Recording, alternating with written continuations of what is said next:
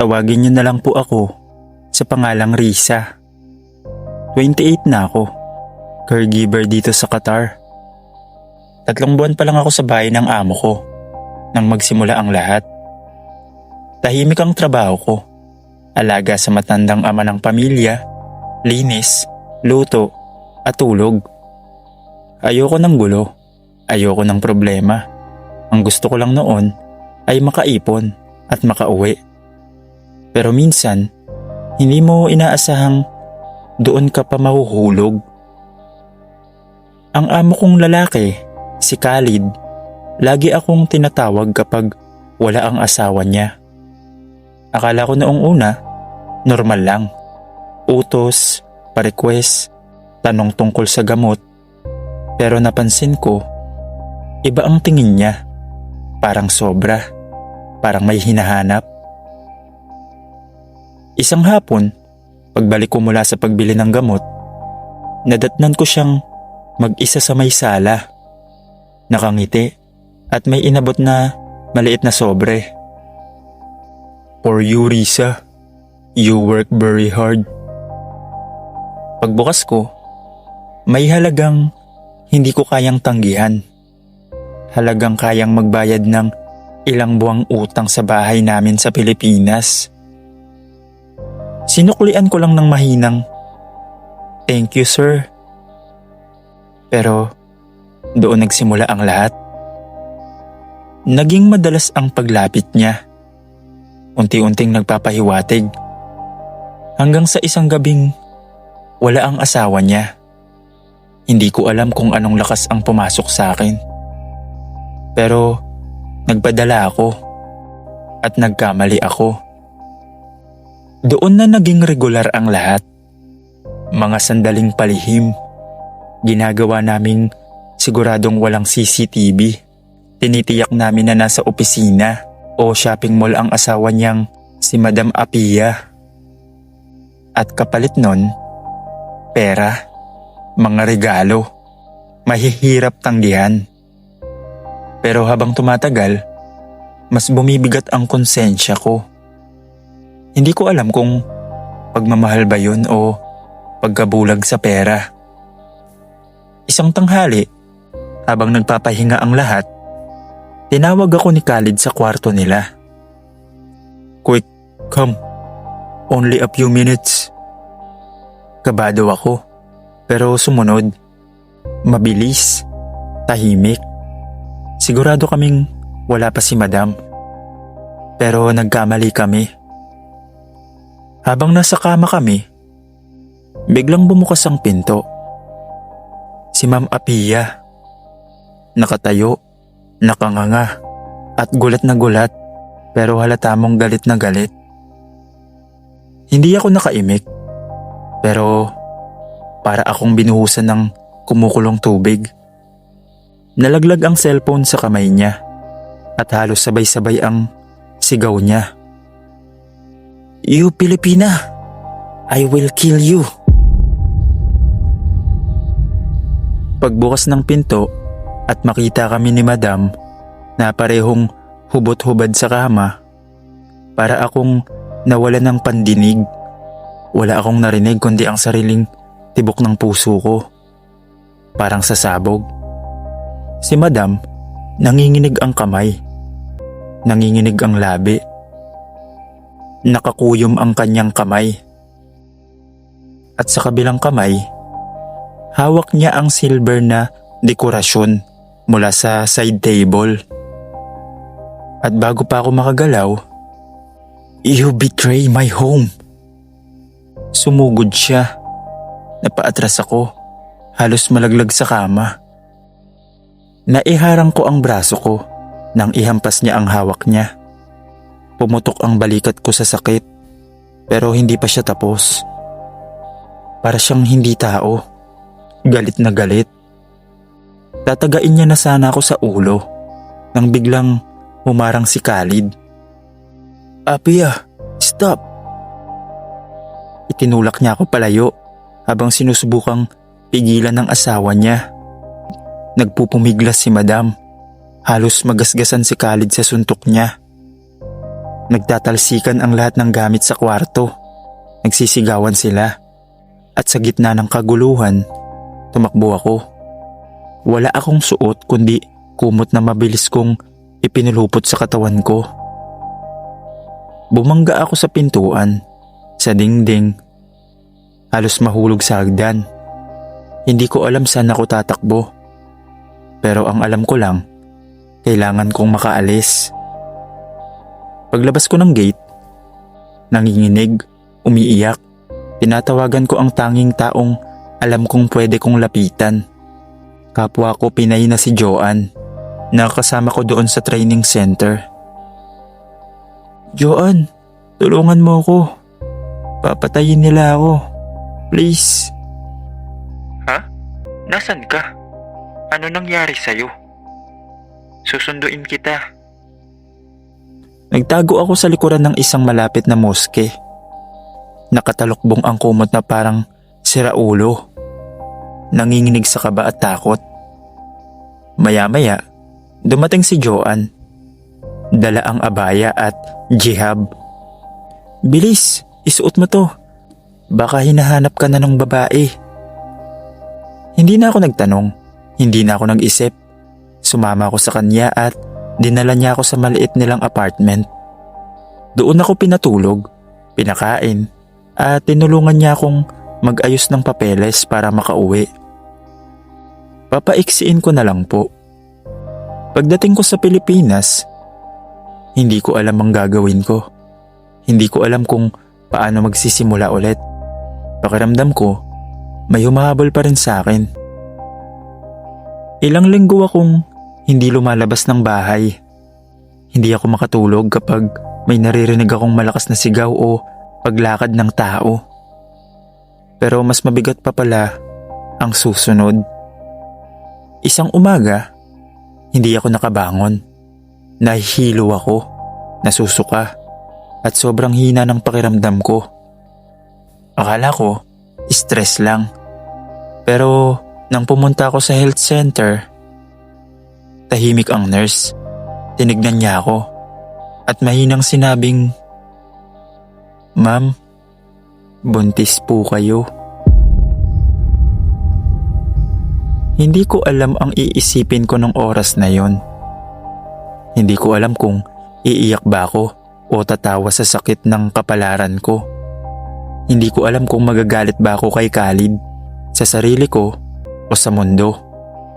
Ang alam ko lang, may batang nabuo sa gitna ng kasalanan at takot at pagkakamali.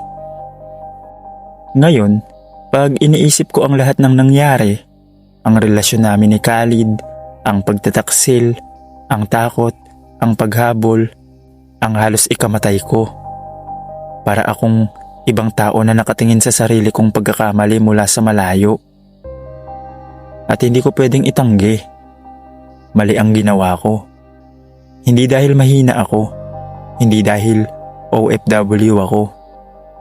Mali dahil pinayagan kong kunin ng tukso ang dapat ay prinsipyo ko. Nakaloko ako ng pamilya. Nakasira ako ng tahanan. At muntik nang masira ang buhay ko. At buhay ng batang ipinagbubuntis ko. Dahil sa isang desisyong alam kong bawal, pero pinasok ko pa rin. Hindi ko pwedeng sisihin ang bansa, ang amo ko, o kahit sino. Ako ang pumili at kailangan kong magbayad.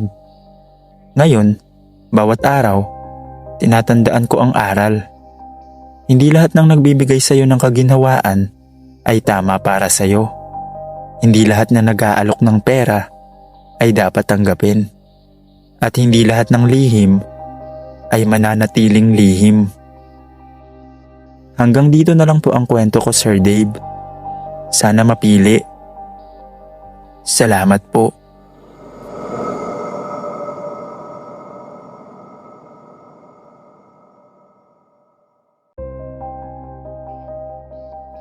Mahilig akong makinig ng mga horror stories.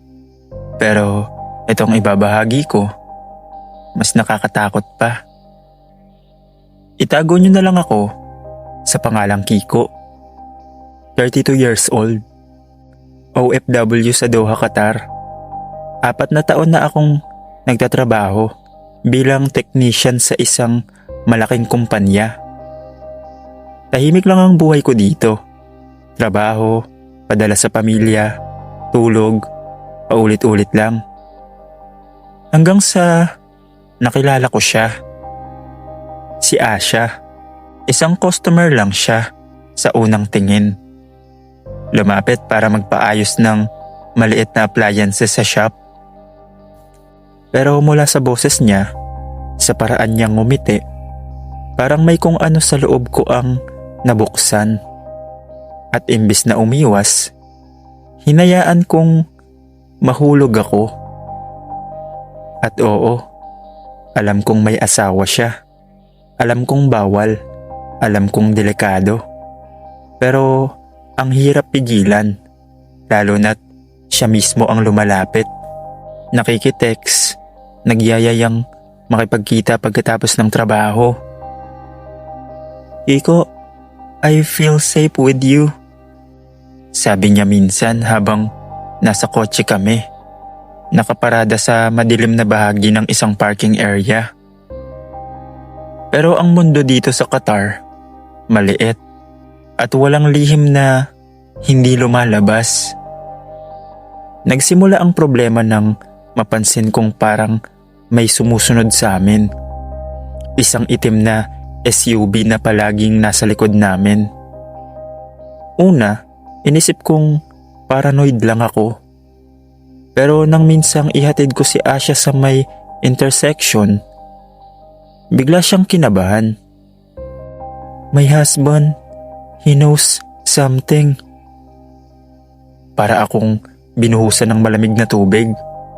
Hindi ako makahinga. Alam ko ang batas dito. Hindi ito biro. At akala ko hanggang doon lang ang takot. Pero kinagabihan, pag uwi ko sa staff accommodation, may nakapaskil na papel sa pinto ng kwarto ko.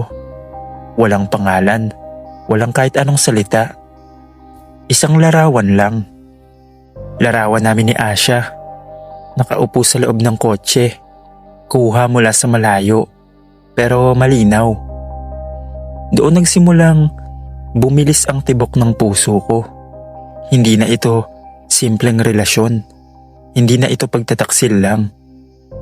May nagmamatsyag sa akin. May galit sa akin. At alam kong hindi sila titigil. Pagkatapos kong makita ang litrato namin ni Asha na nakadikit sa pinto, hindi na ako mapakali. Paulit-ulit kong iniisip kung paano nila nakuha yun. Kung gaano katagal nila kaming minamanmanan. At kung bakit parang wala na akong ligtas na lugar. Kinabukasan, paglabas ko ng accommodation, papunta sana sa trabaho, may nakaparadang puting van sa tapat. Pangkaraniwan lang, pero ramdam kong may mali. Naglakad ako paalis, medyo nakayuko, pero bago pa ako makalayo, Kiko, napatingin ako. Nanigas ang katawan ko. 3 lalaking Arab ang lumapit. Isa sa kanila, mas matangkad, may suot na kandura at gutra. Kita sa mga mata niya ang puot. Kahit hindi niya sabihin ang pangalan niya, alam ko na agad. Siya ang asawa ni Asha. Naglakad ako paatras, pero huli na.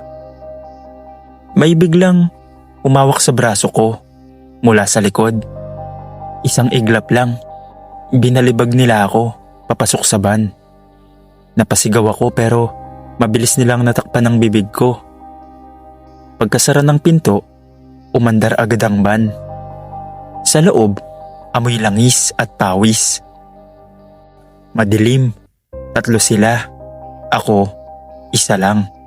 Wala akong laban. Sinuntok nila ako sa tagiliran, sa sikmura, sa muka. Hindi sila nagsasalita, ni hindi man lang ako tinignan ng diretso. Para bang hindi ako tao, para lang akong basurang kailangang itapon. Pagdating namin sa isang liblib na lugar sa disyerto sa labas ng Doha, ibinaba nila ako. Malamig ang hangin, pero parang nagbabaga ang loob ko sa takot. Hinila ako ng asawa ni Asha sa kwelyo at tinapat ang mukha ko sa headlight ng van. "You destroy my family, so I destroy you." Sabi niya, mababa ang boses, nanginginig sa galit. Pagkatapos nun, may kumalansing na bakal. Kutsilyo. Dumikit ang talim sa leeg ko. Ramdam ko ang lamig nito. Ramdam ko ring wala silang balak tumigil. Plano nila akong tapusin. Pero sa sandaling binitawan niya ako para ihanda ang tali at itulak ako papunta sa mabatong bahagi ng lupa, nakita ko ang pagkakataon. Kahit nanginginig ang tuhod ko, kahit nahihilo ako sa mga suntok, tumakbo ako. Wala akong direksyon, wala akong plano. Ang alam ko lang, kailangan kong mabuhay. Sumigaw sila. Umalingaw-ngaw sa dilim ang mga yabag nila. Mabilis sila, mas malalaki sila, mas malakas. Pero ako, desperado. Dumaan ako sa pagitan ng dalawang malalaking bato. Dumulas sa isang buhangin ng bahagi. Halos madapa. May pumutok na baril mula sa likod. Isang putok lang. Pero sapat para maramdaman kong halos sumabog ang dibdib ko sa takot. Tumakbo ako nang walang tingin-tingin. Hanggang sa makita ko ang mahinang ilaw ng highway. Mga sasakyang dumadaan. Mga taong hindi nila basta pwedeng saktan. Lumingon ako. Malayo na sila. Hindi na nila ako hahabulin sa kalsada. Pagdating ko sa gilid ng highway, bumagsak ako. Sugatan, duguan, nanginginig. Pero buhay. Kinabukasan, dinala ako ng kasama kong Pinoy sa ospital. Hindi ko kayang magsumbong sa pulis. Alam ko ang kapalit. Pareho kaming makukulong ni Asha dahil sa relasyon namin. Kaya nanahimik na lang ako. Pinagsisihan ko ang lahat. At kinabukasan pa lang, nag-file ako ng exit permit. Umuwi ako ng Pilipinas. Hindi ko na muling nakausap si Asha. Hindi ko na rin gustong malaman kung ano ang nangyari sa kanya. Pero isang bagay ang malinaw. Minsan, ang pinakamapanganib na parte ng buhay OFW ay hindi ang trabaho, kundi ang tukso.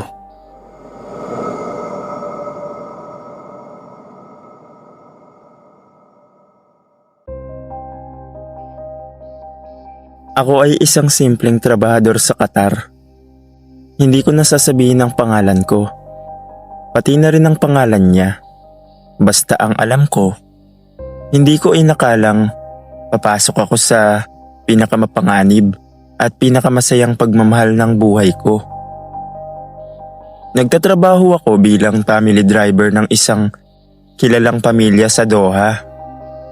Doon ko nakilala ang dalaga. Maganda, mahinhin, tahimik. Laging may libro. Anak siya ng amo ko.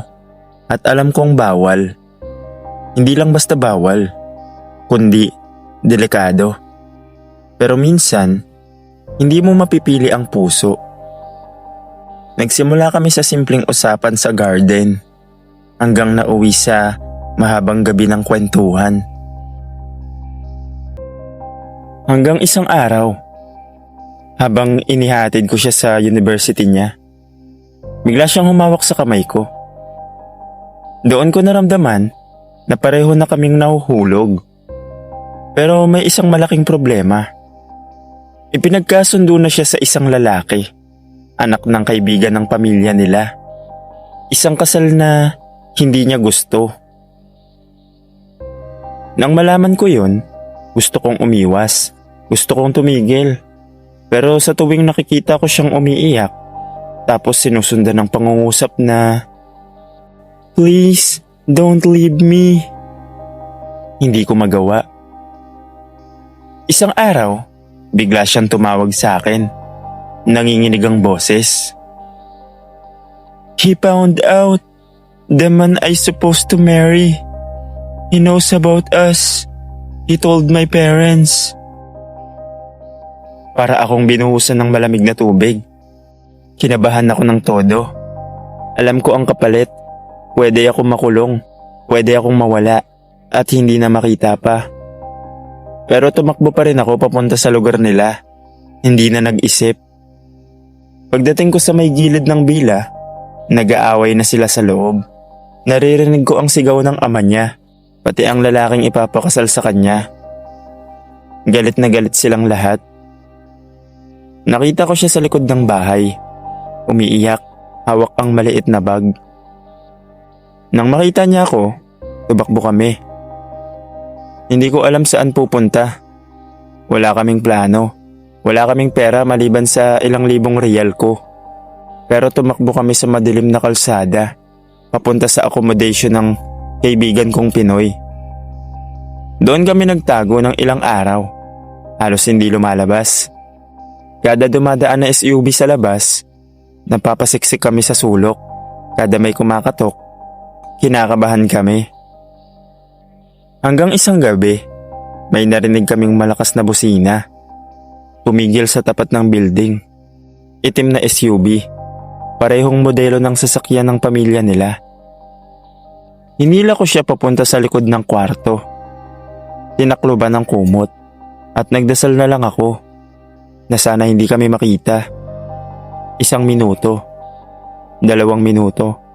Hanggang 3. Umandar ang sasakyan at umalis. Pero yun ang huling araw na alam naming ligtas na kami. Kaya nagdesisyon kami. Kailangan kong makauwi at kailangan niyang sumunod sa Pilipinas bilang turista. At doon na kami magtatago. Inayos namin ang papeles ko. Ako ang nauna. Hindi ako nakatulog sa eroplano habang iniisip kong aabangan ba nila ako sa airport. Pero nakalabas ako. Nakabalik ako sa Pilipinas. At makalipas ang 2 linggo, tumawag siya. At sinabi niyang nasa airport na daw siya dito sa Pilipinas. Umiyak kami parehas. Hindi ko malilimutan yun. Nagkita kami sa terminal at doon ko siya niyakap ng mahigpit. Nakasuot siya ng mask at jihab. Nanginginig pero nakangiti. Naganap kami ng maliit na upahan sa probinsya. Walang nakakakilala sa kanya. Walang makakapagtanong. Dahan-dahan naming binuo ang buhay namin dito. Malayo sa bansang halos pumatay sa relasyon namin. May takot pa rin. May kaba pa rin. Alam namin na kung hanapin siya, delikado. Pero araw-araw kapag nakikita ko siyang masaya sa simpleng buhay, alam kong tama ang pinili namin.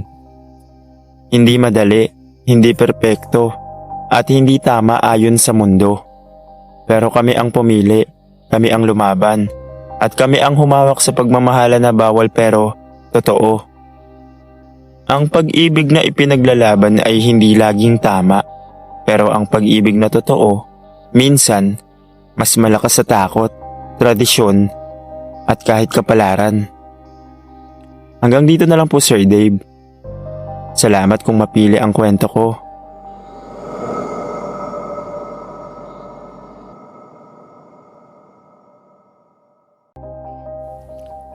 Hindi ko malilimutan yung amoy ng hangin paglabas namin ng syudad. Yung parang tuyong lupa na may halong alikabok. Yun yung araw na dinala ko ng amo ko sa gitna ng disyerto. At hindi ko pa alam noon na yun din pala ang magiging daan ko para makaligtas. Tawagin niyo na lang po akong Arbel. 32 years old, taga Batangas. Driver ako sa Saudi. Mahigit 1 taon na akong nasa kanila. Sa una, kaya naman ang trabaho. Pero pagdating ng mga huling buwan, dumoble ang oras ko sa biyahe. Araw-araw, halos 18 hours akong nagmamaneho. Minsan nga nakaidlip ako saglit sa manibela at sinigawan ako ng amo ko na parabang o wala akong karapatang mapagod.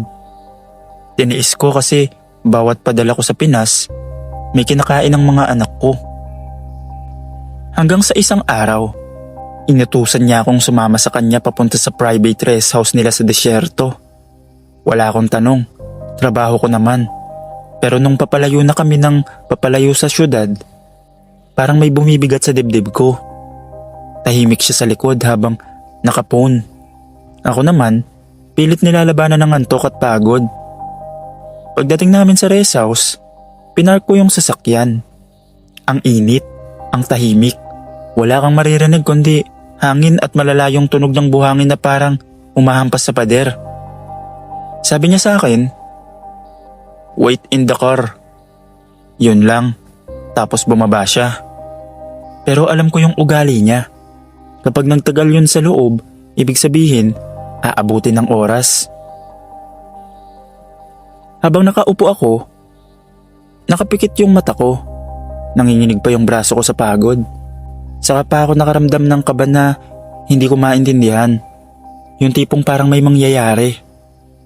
Hindi ko alam kung bakit, pero may instinct akong nagsabing, "Arbel, oras mo na. Kung hindi ka gagalaw ngayon, di ka makakalabas ng buhay." Parang ganun yung naiisip ko. Hindi pa ako tumatakas noon kahit kailan. Pero yung araw na yun, ibang takot yung naramdaman ko. Sobrang tahimik ng desyerto. Naririnig ko yung tibok ng dibdib ko. Naririnig ko rin yung yabag ng amo kong papasok sa loob ng rest house. At sa unang pagkakataon, sa loob ng mahigit isang taon, napaisip ako. Kung aalis ako ngayon, walang makakaalam. At doon nagsimula ang plano ko. Yung pinakang mapanganib na desisyon na nagawa ko. Pagpasok ng amo ko sa loob ng rest house, ilang segundo lang ang lumipas bago ako nagdesisyon. Hindi na ako nag-isip, hindi na ako nagplano. Tumakbo agad ako sa likod ng sasakyan. Binuksan ko yung maliit na compartment sa likod kung saan minsan niya ako pinapakuha ng tools. Swerte, nandun pa yung lumang water bottle ko. Nakakalahati na lang ang laman. Yun lang ang meron ako. Wala akong pagkain, wala akong pera, wala ring direksyon. Pero isa lang ang alam ko, hindi na ako babalik sa kanya. Dahil alam ko kung pag tumagal pa ako, pwede niya akong saktan. Dahan-dahan akong lumayo sa sasakyan. Tinitignan ko yung pinto ng rest house, baka biglang bumukas. Pero tahimik, walang kahit anong tunog. Nang makalayong mga 20 metro, tsaka ako tumakbo ng mabilis. Parang mababali yung tuhod ko sa bigat ng pagod ko, pero hindi ko ininda. Yung sikat ng araw, tirik na tirik. Yung buhangin, parang nakakasunog ng talampakan kahit nakasapatos ako. Pero ang pinakamasakit, yung paghinga ko, parang hinihiwa ng init yung ilong ko. Parang matutuyo yung lalamunan ko sa sobrang uhaw. Sa kalagitnaan ng pagtakbo ko, napatingin ako sa paligid. Walang kalsada, walang puno, walang tao. Desyerto lang kahit saan ako tumingin. Pero kahit ganon, mas pipiliin ko na yun kaysa bumalik sa bahay na punong-puno ng sigaw at pagmamaliit. Hindi pa lumilipas ang isang oras ng paglalakad at pagtakbo, ubos na yung tubig ko. Pakiramdam ko, nagdidikit-dikit na yung dila ko sa sobrang uhaw. Tinitignan ko pa yung takip ng bote, tapos inuga ko. Baka may natira pa kahit patak. Wala. Kaya inupo ko yung sarili ko sa gilid ng buhangin. Mali pala. Sa init ng lupa, parang naluluto yung puwet ko. Tumayo agad ako kahit nanginginig na yung tuhod ko. Habang naglalakad ako, bigla akong naisip, "Arbel, baka dito ka na matapos pag titigil ka." Pero nagpatuloy ako sa paglalakad.